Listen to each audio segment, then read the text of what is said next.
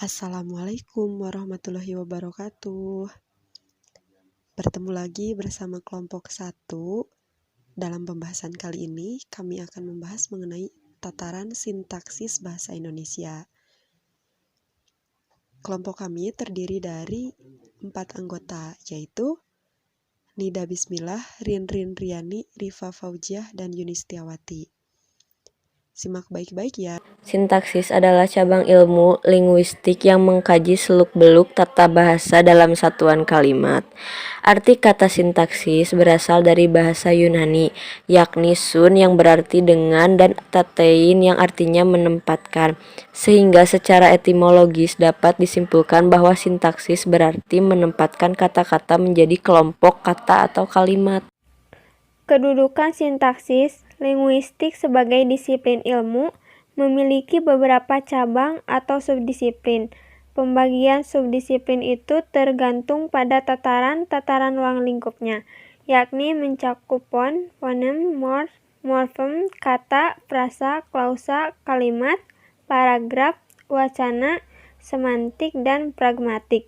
Ilmu yang membicarakan fon disebut fonetik, yang membicarakan fonem disebut fonemik, yang membicarakan form atau morfem, dan kata disebut morfologi, yang membicarakan frasa, klausa, dan kalimat disebut sintaksis. Di samping itu, ilmu yang membicarakan makna yang disebut dengan semantik, dan yang membicarakan tentang leksikon disebut leksikologi atau leksikografi. Ruang lingkup seperti itu tidak semuanya tergolong dalam tata bahasa. Yang tergolong dalam tata bahasa adalah morfem, kata, frasa, klausa, dan kalimat. Dengan demikian, subdisiplin yang tergolong dalam tata bahasa hanyalah morfologi dan sintaksis. Konstruksi sintaksis ialah satuan bahasa yang bermakna yang termasuk ke dalam bidang sintaksis yang minimal terdiri atas 2 unsur. Sintaksis ialah bidang ilmu bahasa yang membicarakan seluk-beluk wacana, kalimat, klausa, dan frase. Oleh karena itu, konstruksi sintaksis ialah konstruksi yang mungkin berupa wacana, kalimat, klausa, atau frase. Wacana ialah konstruksi sintaksis yang pada umumnya terdiri atas kalimat-kalimat yang mendukung sebuah gagasan yang lengkap. Wacana tulis bisa berupa paragraf atau karangan yang utuh. Wacana lisan bisa berupa kesatuan gagasan yang diungkapkan dengan kalimat-kalimat yang terjalin secara padu atau keseluruhan pembicaraan tentang tema atau topik tertentu.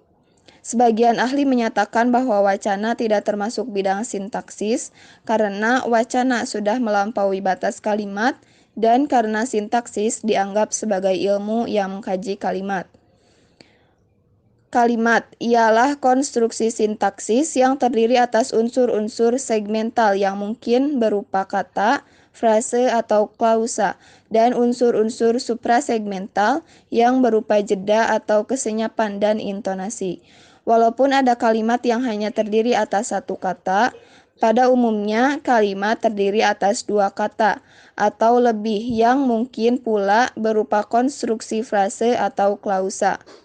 Terlepas dari beberapa jumlah kata yang menjadi unsurnya, semua kalimat memiliki unsur suprasegmental yang berupa kesenyapan dan intonasi. Kemudian klausa ialah konstruksi sintaksis yang minimal terdiri atas 2 kata yang mendukung fungsi subjek dan predikat.